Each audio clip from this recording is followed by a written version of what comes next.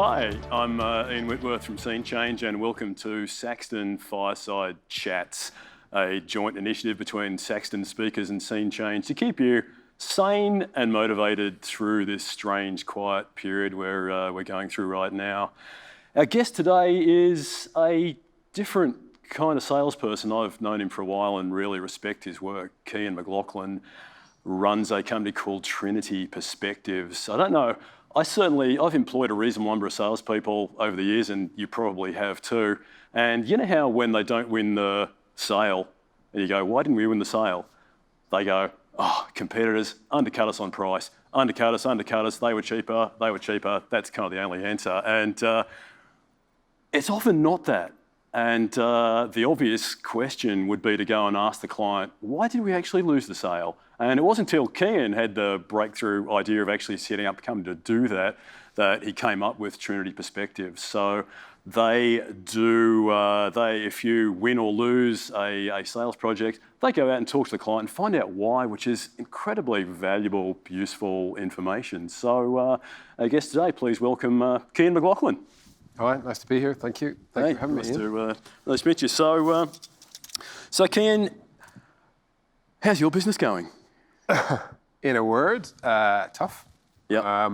I think like your business, we do a lot of events, workshops, and keynotes, and things that involve lots of people. And at the moment, everyone's locked away. So most of our stuff has sort of postponed, not necessarily been cancelled, but pushed out to some date in the future that we don't know, and our clients don't quite know when it might be.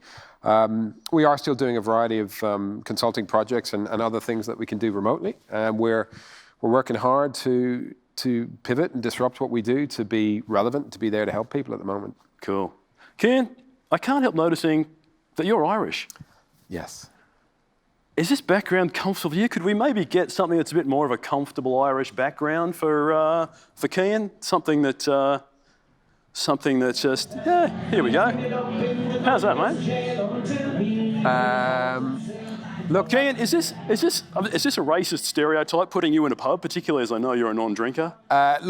Recent non-drinker. I think us Irish people, we're happy with the stereotypes because it might involve us drinking a little bit, but it usually involves us being pretty sociable and being fun to be around, so I'll take that. My old web coder was an Irish guy, and he said, the thing I hate the most in the world is the expression luck of the Irish. He said, because if we do something good, people just go, oh, luck of the Irish, rather than it being down to, I don't know, skill or effort. Yeah. So anyway, let's make it a bit more outdoorsy. Let's go to something a bit more classic Irish. How's that? Is that better? Yeah, look, I might start tearing up now, to be honest. I'm 20 years out of Ireland, more than 20 years at this stage, but I think, yeah, it's still very much part of home. I was back in Ireland quite recently and caught up with my mum and dad. We went to the west coast of Ireland, which this looks like it could be. So yeah, it's a beautiful part of the world, and it's lovely to be able to sort of still consider that home, but also after 20 years in Australia, very much feel that this is my home as well. Nice. It also feels nice just to feel like we're outdoors a bit. Doesn't it? It's kind of the greatest intoxicating thrill of all. It's like, yeah. Well, it's even just a novelty to be sitting on the couch talking to someone who isn't either, my wife or one of my kids at the moment. So that's a good day at the office. I hope it's as exciting for you as it is for me, Cian. So you have a number one Amazon best-selling book on sales called Rebirth of the Salesman, which the name of which is a tribute to the classic post-war Arthur Miller play Death of a Salesman. That's obviously a story with some very big emotional themes that go way beyond hitting your quarterly revenue targets. Yep. What does that story mean to you? Well, look, I think, Death of the Salesman talks about Willy Loman and talks about how he has reached a point in his life and in his career where he's lost and he's no longer really relevant and he's struggling to adapt to the change. So at the time that I wrote the book, it was very much around how do salespeople maintain that relevance? How do, not just salespeople, but business people in general, business owners, people who run their own businesses, how do we stay relevant? How do we continue to add value? How do we disrupt what's happening in our businesses before exterior forces come in to disrupt it for us? So when I wrote that book 3 or 4 years ago, that's what the story I wanted to tell. And at the moment, it couldn't be more pertinent because so many of us find ourselves in this situation where there's a vast amount of change and disruption and uncertainty, and we've got two options. We can either give into it, or we can find a mechanism to try and respond to it and to stay relevant and to keep fighting. So, because it was post-World War II, wasn't it? So I suppose there's direct parallels of coming out of a terrible period for mankind. Should people read the book? Look, I think so, or watch the movie that was made until such time as we're going to be able to go to the theatre and see a play again. I think it's absolutely. The one thing about Death of the Salesman, and there's other books and movies that have come out as well. Salespeople aren't portrayed particularly nicely. There's a lot of stereotypes about the sales industry, and it's very rare that we see sales professionals portrayed as the hero, or as someone that we would aspire to be. And I have a little bit of an issue with that because I have a ton of respect for the sales profession. And it took me quite a while to probably reconcile myself to the fact that I'm a sales guy. Yeah. 20 years plus in the industry, and I had to look back at all my business cards over 20 years, and none of them had the word sales on it, even though I was either carrying a quota or managing a team for that whole period. The job title, it dare not speak its name. That's exactly right. And I think we as an industry need to embrace the fact that not only are we in sales, but we're doing a critically important job, and we're doing a job that allows everyone else to continue to do their jobs and pay their mortgages and put their kids through school. We need to probably feel more proud of what we do. It's so important because, putting my business owner hat on, you can fix any problem in your business except if you have no sales. Bad operational delivery, undercapitalized, process issues, you can fix all them, but if you've got no sales, you got nothing. And often sales and operations tend to go at each other and sort of go, oh, sales, they just make empty promises. But the reality is, without sales, nobody's got a job. That's right. And I think if some of the bigger businesses that I might work with, that does happen. We have sales or marketing or operations or other parts of the business kind of at loggerheads and saying, well, you do this and you do that. My personal view, and this preceded the advent of the coronavirus, but even more so afterwards, is we just need to forget about that. We need to be much more joined up. We need to be much more agile. We need to be much easier to do business with when we come out of this, because ultimately, customers have a ton of choice, and what they're beginning to do is vote with their wallets and pick those businesses that are the easiest to do business with. The lines between business to business, which is kind of the world that I've played in for a period of time, and business to consumer, so B2B to B2C, those lines are blurring, massively blurring. And the expectations of customers in the B2B world are much more aligned now with what B2C customers expect. So, I want your content to be great. I want it to be easy to consume. I want it to be gamified. I want it to be, nuggets of value. I want you to be easy to buy from. I want you to stick around for the long haul. All of these things which are almost sales 101, but there's a lot of businesses that struggle to get it right. Yeah. Well, let's get into that. Let's talk of selling in a time of crisis. So obviously the rules have all changed. Just tell me, how are customers feeling right now? What's the mood? Look, I think, first of all, customers are people. So as people, we're feeling afraid. We're feeling uncertain. There's a ton of financial stress out there in people's homes and in people's businesses. There's a ton of uncertainty. And so I think what we're doing is we're defaulting to a sort of a survival mode as distinct from a growth mode. And we're defaulting to it's Maslow's hierarchy of needs. We're right back at the bottom again. It's food, inverted commas, toilet paper. It's providing for family. It's trying to keep people safe. So I think that's kind of how customers are feeling at the moment. We're getting maybe a bit ahead of the thing, but as everything goes back to basics, what areas, if you're a salesperson in a given area, what areas are going to do well after this, and what areas would you say, get the hell out of the industry because it's so over? Look, I read a really interesting report yesterday from an organization called Stackline in the US that was comparing e-commerce trends from March 2019 to 2020 and what's growing, off the charts and what's dropping. So some of the interesting, growth areas, bread makers was number 2, 600+% growth over a very, very short period of time. Weight training equipment, so people getting stuff sent to their homes because they want to stay fit and healthy. Computer monitors, so individuals who are now going to be working from home for an extended period of time wanting and needing to look the part and to be more professional in what they're doing. So I think there's a variety of interesting areas that are growing exponentially. And then on the flip side, camping gear, camera equipment, a whole host of things that might require outdoor. I think the second biggest declining industry was event and party supplies, which for you and I would be something which would be pretty topical at the moment. Frowny face. Yep. Yep. So it's really about, almost getting on the front foot and trying as best you can to anticipate what customers might need. Yeah. And if you don't have something which relates to that, but you might be able to pivot, or there's an adjacent industry that is quite similar to what you do, being willing to do that, being willing to adapt, and maybe to take some risks in delivery of your products or your services, rather than just having your business become gradually eroded over time. Yeah. Hot tip for biggest item in February 2021 garage sales, bread makers. You'll be so sick of it.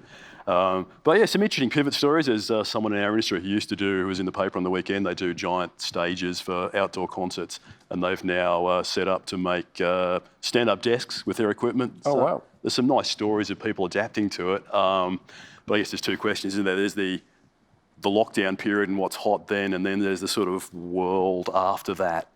I mean, it's probably a bit early comment. What about how salespeople? How are they feeling? Well, look, I'm a salesperson. I run my own business. You are too.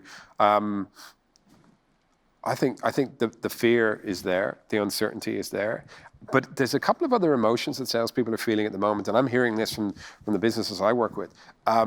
Feeling awkward selling, awkward trying to reach out to people and do some level of kind of outbound, because it just feels weird and it almost doesn't feel appropriate. So they're feeling quite unsympathetic if they're just picking up the phone and calling someone saying, hey, what can we do? And we need to be, at this time more so than ever, we need to be incredibly empathetic. We need to be leading with empathy. Backing that up with some value, but absolutely leading with empathy. So one of the things that salespeople need to do is get very, very clear on, why am I doing what I'm doing? What's the sort of the overarching purpose behind what I'm doing? Because that gives you that level of motivation and a little bit of resilience when you do get pushback from people saying, well, hang on a second, why are you calling me? I've got more important things to focus on. Yeah. So how do you be empathetic? You're going to talk to a client. How does empathy manifest itself, I guess? Well, I think empathy is about understanding, first and foremost, where you're at as a person and being clear on that and the emotions that you're feeling, and then being able to, walk a mile in someone else's shoes and actually care. And, there's a number of businesses now globally that are saying, take the foot off the pedal from a marketing perspective, lean into helping. Try and lead with value, lead with insight, do something that actually makes a difference. So if I look at some examples recently, I'm absolutely terrible at playing the guitar, but I really want to learn how to play. So Fender have just given access to all of their stuff for 3 months for free. Yeah. My little boy loves comics and Spider-Man and that sort of thing. Marvel have given access to their back catalogue at the moment. There's all these big businesses that are starting to try and find ways to just deliver value with almost nothing in return, which is an investment in their long-term brand relationship with their customers. And Saxton and Scene Change, I mean, this is a great example of doing the same thing here in Australia, giving something without an expectation of something in return as a way to say, well, look, while we're all struggling, while we're all sitting in our second bedrooms and our garages and we have our kids running through, what can we do to invest in you? So I think there's an opportunity for all of us to start thinking that way. How do I lead with a bit of value? Maybe something that's relevant to what my customers or prospects are experiencing right now. So that's certainly some advice I'd give to anyone on the call today. Cool. And then you obviously deal with the sort of big end of town business because of the nature of your usual work. What's the sentiment in business land from a sales perspective? People are freaking out. A lot of businesses think, in a quarterly context, and many businesses have just come through the end of March, and some of them weren't that badly impacted because things were just starting to ramp up. But it's just unknown. Everyone's going from a kind of a growth mindset to a survival mindset. They're we're trying to drive cost out of businesses all over the place. So productivity gains aren't enough. Any businesses in the B2B world that are trying to sell are having to really, really justify any return on investment. We're going to give you something and it's going to happen today, tomorrow, next week. There's a lot of uncertainty. And then also at the same time, everyone's working from home now. So it's even harder to manage your employees. And all of those employees are trying to, adapt on the fly to having virtual meetings with customers as their kids are running through the office. And, I was talking to someone last week who was telling me about an incredibly important pitch meeting they were involved in. So it was sort of final pitch, at the very end of this long sales cycle. And they were doing it via Microsoft Teams, I think it was. And then they had a back channel open on WhatsApp. And they were trying to give feedback to the main speaker that he was going over time and he'd missed some key points. But he couldn't look at that because he was looking at the screen. So there's all of this just confusion. And people are just trying to work out what is the new normal and how do we do it? Yeah, it's very strange. Video conferencing has gone from being something you did maybe if you had an American head office to suddenly our whole working life. 100%. You get used to it and there's 4 different apps. So it's like, where's the camera off button? So, which leads to a certain amount of stress, which then leads to self-care. What are your thoughts? Well, firstly, hopefully it leads to self-care because I think, for a lot of people, we prioritize everything else. We prioritize family and we prioritize keeping the business going and we prioritize our customers and our extended family and all these other things. And if there's a little bit of time left over in the day, maybe, just maybe, we give ourselves, 5 or 10 minutes. And my view, and I struggled with stress during my career and, had more trips to the ER than I would care to remember with heart-related issues. My view is we have to actually flip that and we have to start with a focus on self-care because we don't know how long this is going to continue.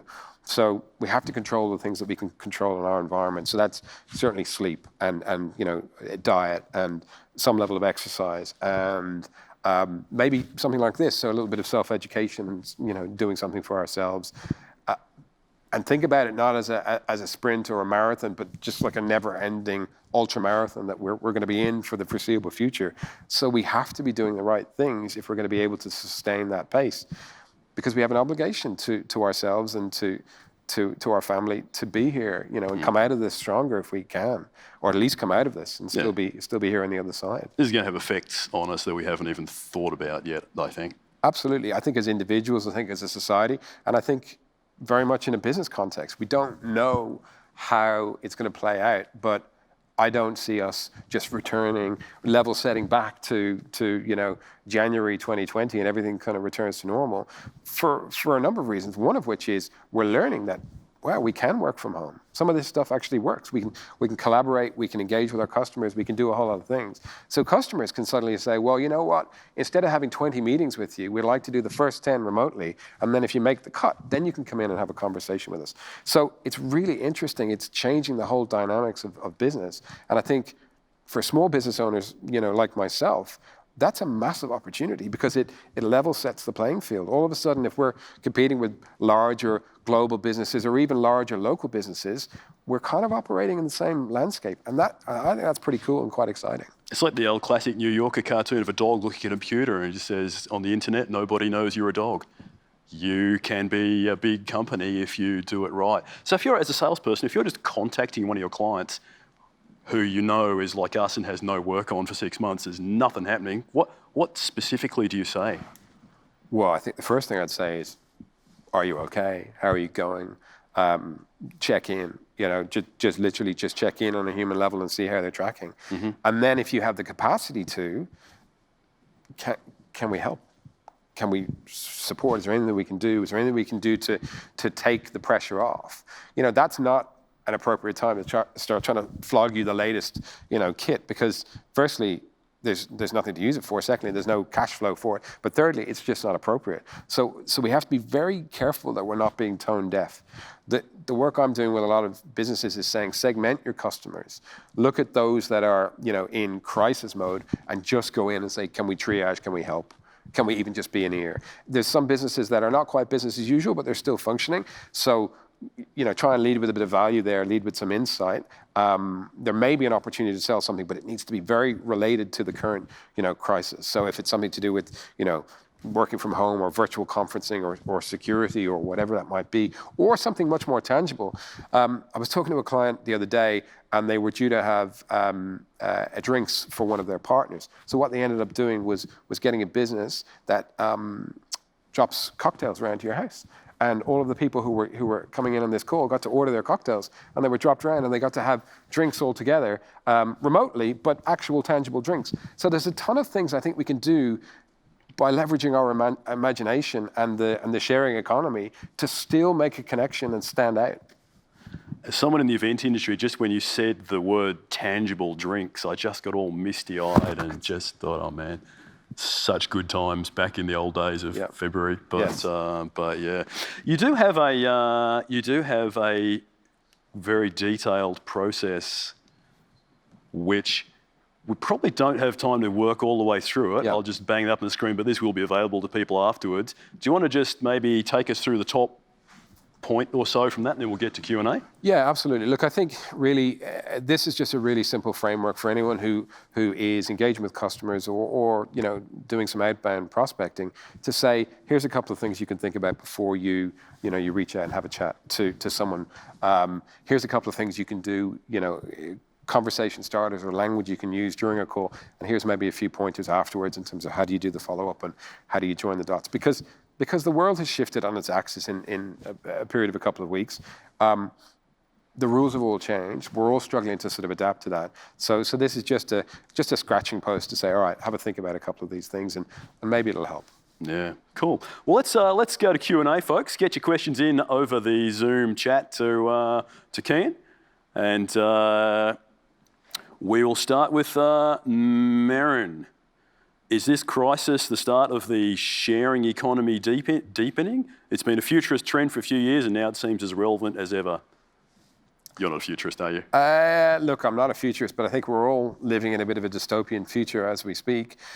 Look, I think the sharing economy has started to come into its own at the moment. There's a ton of people who are using Airtasker to do the jobs that they either wouldn't or couldn't do beforehand, and they're bringing in people to do that. There's a ton of people who are accessing deliverable food, and that's become a bit of a lifeline for them. So, in some respects, it might do. There's a bit of an issue in my mind, though, about are we outsourcing the risk of coronavirus to someone else if we do that? It's saying, well, look, you go and do the shopping for me. You go and do, get the food for me. You go and do these things because I want to cocoon myself. So I think there's a bit of an ethical sort of question and dilemma. But for the most part, I think we're all just trying to adapt. And there's a lot of people now who were doing one job who are adapting to do something in the sharing economy, and that allows them to put food on the table. So I think that's incredibly important. Yeah. I mean, adapt a bit. This will sort out people who can adapt versus people who just followed a process, because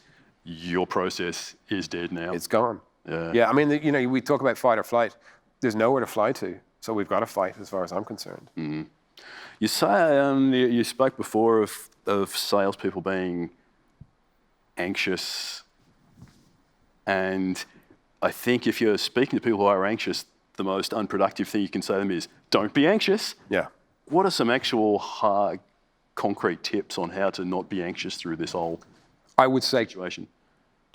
Be really, really prepared. A lot of the work you alluded to it at the start, when we do all of these win and loss reviews and we sit down with customers and we ask them, why did you buy from this company, not from this company? A lot of what they talk to us about actually comes back to preparation and professionalism of the individuals they worked with. So these are the things we can control. You can be very well prepared. You can do your research. You can be quite proactive around getting access to the right equipment. So you've got good audio, good lighting, good sound. Your laptop's at the right level. You're talking into the camera. You're doing all these little things that can just help you control your environment a little bit more. So I think that's one thing. Going back to the self-care, so exercise and diet and sleep and all of those sort of things as well. But also just Google the crap out of it. Be willing to say, I don't know the answer to this question. So do your research or reach out to people in your network. Look for partnerships. That's the other thing I'd say. Now is a great time to start building some partnerships with people who might might have a complementary offering to you or a shared audience with you. And maybe finally, look to build some assets. So if you have a service, look to try and productize that a little bit and create something that is a saleable asset that doesn't require you to be in the room. We're certainly thinking about that. Yeah, interesting. Ken, will retail really be pushing to get people back to shopping once the lockdown is lifted in a few months? We'll do what it takes to get people back to physical shopping. Will physical shopping come back? Look, you're not really a retailer, are you? I'm not a retailer, but I am someone who shops, and I think, one of the trends with online is people will often shop offline and then go and buy it online to try and get the best deal. I think retailers will be adapting as well, and I think unfortunately some of the places that have shuttered may not open. So I think there's going to be a changing landscape. There'll probably be a lot more pop-up stores in the short term. There'll probably be a lot more deals and sales to try and get people back, get the foot traffic back. Hopefully, everyone wants to get out of their house. We're all excited. You and I are excited just to be out for the day. We'll look for an opportunity to do that, but we don't know how long that'll take. How long until it's safe to do that. And I think that's going to be the main concern. So I think e-commerce and online is going to be very, very strong for the foreseeable future. Indeed. So you're a husband and a dad to small kids. You're now in the house all the time. Yep. Have you got any tips on sort of lifting your game as a man figure in the house so that you can be more use and keep those sort of relationships as good as you like them to be? Look, I have a bit of a wry smile because if my wife is watching this, she might disagree. I've blocked her. Oh, you blocked her. Thank you. I appreciate that. No, actually, look, my wife and I, we work together in the business, so we're pretty aligned in that respect. I think it's really just trying to put a bit of a structure and routine. So my little boy is nearly 8, so he's homeschooling at the moment. My daughter is just turned 2, so she's running around the house and loves the fact that there's people there all the time. I'm trying to structure my day so at about 4 I can finish what I'm doing in the office and go out and jump on the trampoline and just sort of tag with my wife, trying to take a bit of time over the lunchtime period where my daughter goes down for sleep. Again, if possible, just give my wife a little bit of a break as well and get some of the energy out of my little guy. And that's good for me as well because it gives me a bit of a break and some stress release during the day. So trying to put a bit of structure around it as best we can. And then also, I think just being patient with one another and there's going to be the bus stops, when the kids run in and do this and that and the other. But we just have to recognize that A, we're in this for the long haul, and B, there's some silver linings to be had in getting to spend time with family that we don't get to. So I think we need to appreciate that side of it as well, or at least that's the philosophy that I'm trying to adopt. Sounds good. I mean, I think it's an opportunity to create a time that kids much later will look back and go, while it was a terrible period, it was actually great spending time with my parents. Yeah, and I think there's an obligation on us as parents to depending on the age of the children, to try and shield them from some of the, the fear and the doubt and the uncertainty, and make this a time where they get to do, hopscotch and this and that and the other, and have some fun and do some crafting projects, and not just see mum and dad or mum or whoever in a situation where they're frightened or they're confused or they don't have the answers, because that's a pretty confronting thing as a small child to suddenly see your parents struggling. It's interesting. Final question: when will we know when business is back in the mood to start buying things, particularly in your B2B area? What are the signs? I think that's the $64,000 question. I think there's going to be a couple of things. High risk issues inside businesses will continue to be funded. Projects that drive cost out will continue to be funded in the short term. But when people start saying all those things that have been postponed, okay, look, we'd like to do that now. Can we do it online? Can we do it in a virtual environment? Can you help us with it? Those for me will be the green shoots. That's the time where things are starting to maybe come back a little bit as well. In retail, I think when we've bought as much toilet paper as we can buy, when we've brought 2 bread makers and there's nothing else, and we start looking for other things that we can do, maybe that's when we'll start to see it. But I think it's going to be patchy, and I think it's going to be different, in Australia, maybe to NZ, to Europe, to the US, to Asia. So we can't rely on other economies pulling us out of this. There's an obligation and a bit of a responsibility for us to do that. And I think the last thing I'd say is around just coming back to the self-care piece. There's a friend of mine who runs a little podcast. He's just started up called Cred, doing a 15-minute mindfulness session in the morning and one at the end of the day to check in. And I think that's a really, really great thing, that we put some little bit of habit, structure in place at the start of the day or the end of the day that just gives us that little cocoon of time where we can invest in ourselves before we then get back into the storm, which hits us, 24/7. That is true. I'm going to add one more question at the risk of going a minute over time. Personally, I've noticed there's been a lot more phone/Zoom communication, sort of analog back and forth stuff rather than digital stuff. Yeah. Is it just me, or is that happening, and why? Look, I think it is happening, and I think there's a couple of reasons. One, there's more people sitting, close to their phones, which is a novelty in itself. Secondly, phone is a really, really good medium for being, for connecting with someone properly, rather than back and forth over WhatsApp or text or whatever, or even email for that matter. I would strongly encourage people to start picking up the phone, because it's a much, much easier mechanism in terms of tone, in terms of language, to connect with people and to have an honest conversation. And this is a time to invest in relationships and to some degree in your personal brand in an appropriate way. So there's a lady I know in the US who wrote a great book called Pick Up the Damn Phone. And now is a great time to pick up the damn phone and to reach out to people and connect and have a conversation. Pick up the damn phone. There's a lesson for you, and personally, I think a good one. Look, thanks heaps, Ken. That's been very illuminating, and wishing you all the best as we go through this mad period. Thanks for coming out of the house, mate. Thank you. Nice to be here, and thanks to everyone who joined us today. And I hope the rest of the day, your day goes well as well. So don't forget to check in on Thursday. We have Sabina Reid, who is Channel 7's resident psychologist. She's talking about living and working in the new world. And there'll be more fireside chats. This will just run and run throughout the whole lockdown. So look forward to an exciting array of guests as the months go on, with increasingly mad Cruella de Vil hair. Exciting stuff. Thanks for joining us. See you again soon.